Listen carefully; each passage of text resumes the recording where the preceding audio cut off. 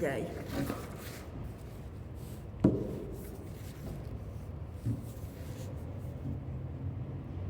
Buenos días.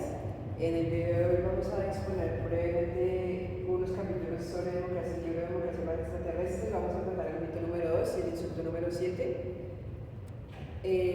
Para esto dividimos nuestra presentación en los siguientes apartados. Primero el apartado del mito, luego el apartado del insulto. Para el apartado del mito vamos a tratar primeramente en qué consiste el mito, sus fundamentos, el contraargumento y algunos autores extra. Para el apartado del insulto vamos a hacer algo similar, vamos a tratar en qué consiste, algún contraargumento y los autores extra que se han mencionado en el apartado del libro.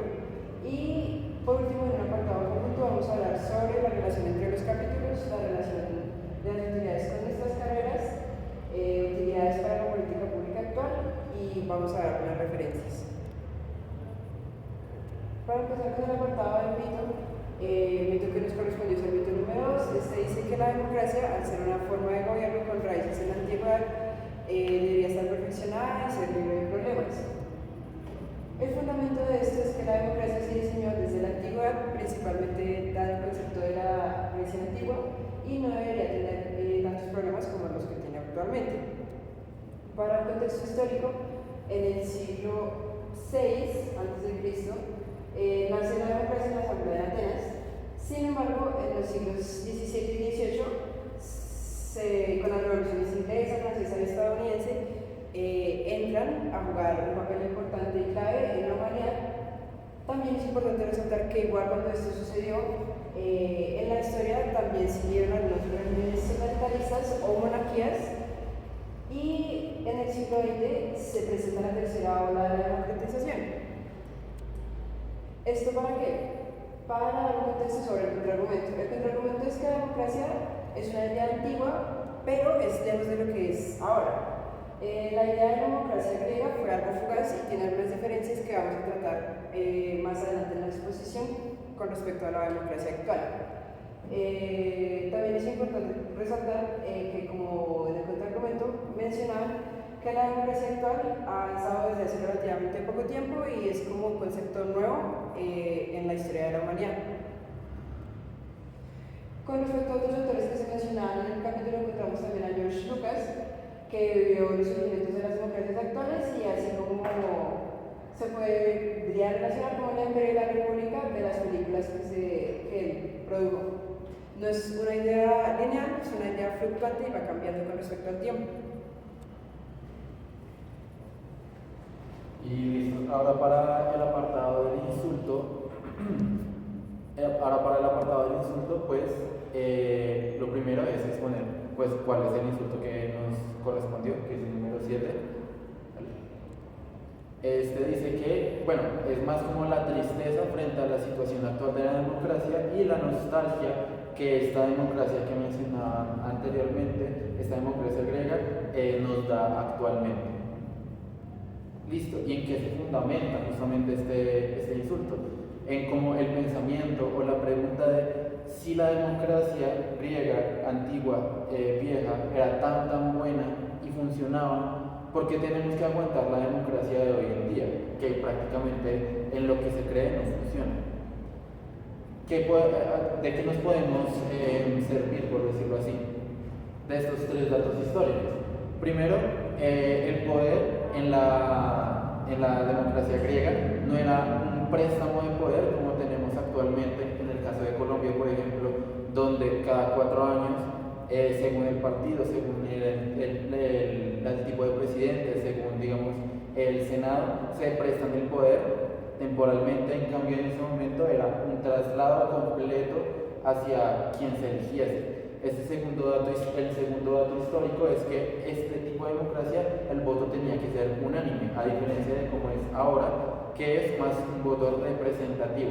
Si bien actualmente pues tenemos discusiones de qué tan más o qué tan menos representativo es, eso se diferencia mucho de cómo era antiguamente. Y el dato histórico 3 es la pregunta de quiénes sí podían votar. Claro, en la Grecia antigua, quienes sí podían votar eran varones, blancos y con un poder adquisitivo demostrable. Siguiente, por favor. Para esto, bueno, estos datos históricos nos dan como la apertura a los contraargumentos, de los cuales el primero es que, como mencionaba anteriormente, no es que la gente realmente no crea que la democracia actual no sirva o que no crean en ella, sino es más que tienen una discusión con qué tanto nos representa este tipo de democracia, no en qué deberían quitarla y poner la democracia antigua. Y el segundo contraargumento es que esta petición o digamos, insulto, por decirlo así, que se le da a la democracia actual, que no es tan buena como la griega o como la antigua, es más una cuestión de nostalgia. Así como nosotros creemos como, no, en 2019 todo estaba bien, con más fechas hacia atrás, sucede un poco lo mismo con este tipo de democracia. En el pasado, viendo hacia el pasado, se creía que era mucho mejor simplemente por ver esta concepción de que lo griego era más pulcro, más ordenado, y no vimos los detalles, las características que realmente conllevan a ver si era mejor o no.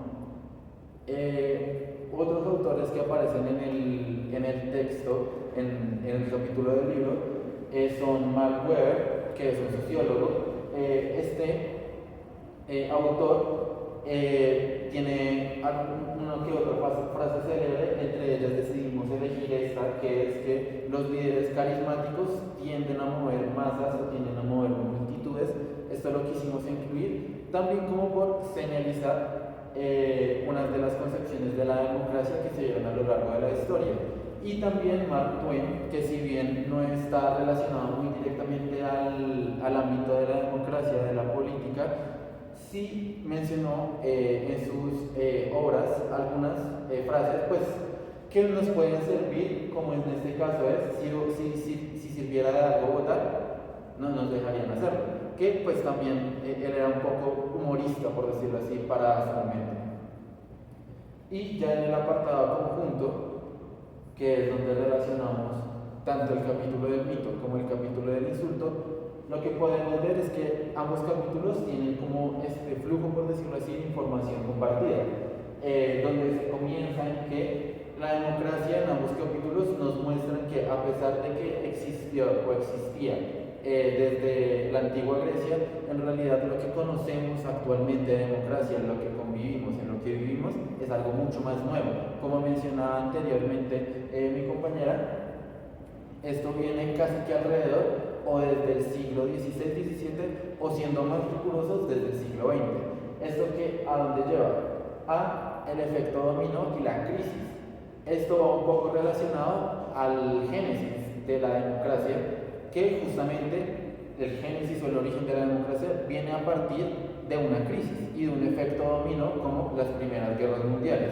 Y viene un poco ahora a lo que es la crisis, que es lo que mencionaba anteriormente, de la representatividad, de qué tanto se sienten como arraigados a este tipo de democracia. Y por último, ambos capítulos nos mencionan al final de ellos que la forma de sobrellevar esta crisis es a partir de un trabajo colectivo y de que nosotros, desde nuestras diferentes áreas, desde nuestras diferentes profesiones, podamos aportar hacia la democracia desde la mejor forma. Bueno, para relacionar el contraargumento del mito con la ontología, no lo voy a tomar literal, sino voy a hacer un símil en cuanto a la ontología. Tanto la democracia como la ontología se han presentado en la literatura en momentos desde pues ya la antigüedad. En la antigüedad se creía que los ontólogos simplemente podían sacar dientes, eran como personas que se referenciaban también como barberos. Las personas tienden a pensar que porque era una ciencia o una disciplina que se trabajaba desde hace mucho tiempo, al día de hoy debería estar perfeccionada. Sin embargo, hasta hace poco tiempo, con el avance de la tecnología, empezamos a tener avances, empezamos a tener mejores investigaciones para aportar de mejor manera a la sociedad en cuanto a lo que podemos ofrecer como ontólogos en el día a día. Y para la psicología, desde mi perspectiva, lo que pude encontrar en relación del contraargumento que ofrecía el texto y área de experticia, por decirlo así, es algo muy similar a lo que exponía mi compañera. En el pasado se enfocaba mucho la psicología hacia un tema conductual, a un tema de cambiar los comportamientos. Sin embargo, actualmente, si bien sigue siendo muy importante, así como sigue siendo igual muy importante tener en cuenta aquellas bases que nos dejó la democracia griega, que no es borrarla por todo, sino coger los pedacitos que más nos pueden servir. Así mismo sucede actualmente con la psicología. No es que el conductismo o el comportamiento se haya borrado o se haya dejado de lado, sino que podemos conseguir o coger, por decirlo así, sus mejores aspectos e incluirlos en las terapias de nuevas generaciones, incluyendo la parte cognitiva, incluyendo la parte emocional, incluyendo la parte espiritual. En cuanto a la política pública, para relacionarlo con hechos que pueden ser positivos o mejoras para ella, decidimos traer el ranking que se hizo de democracias.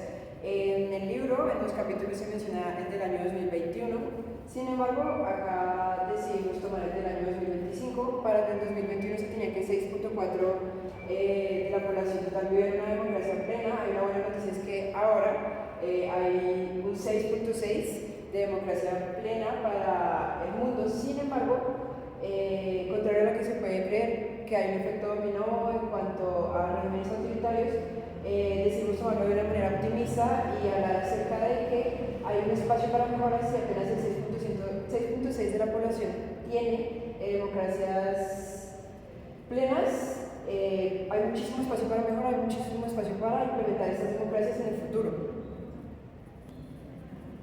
Y también lo encontramos como una oportunidad de hallar qué cosas, como mencionaban relacionado a la psicología, qué cosas podemos conseguir de esta democracia griega, de esta democracia directa, qué cosas, qué detalles, qué características podemos hallar en esta democracia antigua que podamos aplicar a la democracia del día de hoy.